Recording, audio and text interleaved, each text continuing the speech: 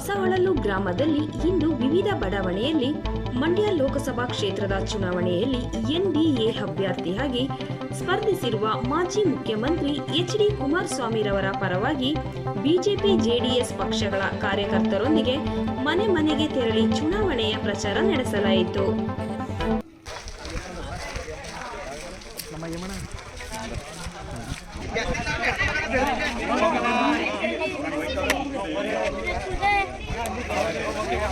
ಇಪ್ಪತ್ತೊಂದೇ ಮಾಡೋದು ಹಿಂಗ 20ನೇ ಮಾಡೋದು ಇಲ್ಲೇ ಇಪ್ಪತ್ತೊಂದಾದ್ರು ಹಿಂಗ್ ಬಂದ್ಬಿಡಿ ಜೊತೆ 20 ಇಲ್ಲೇ ಉಳ್ಕೊಳ್ಳಿ.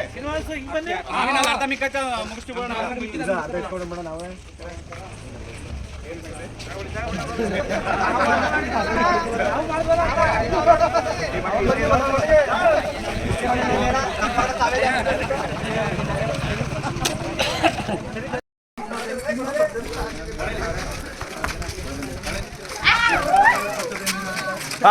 ಮತ್ತೆ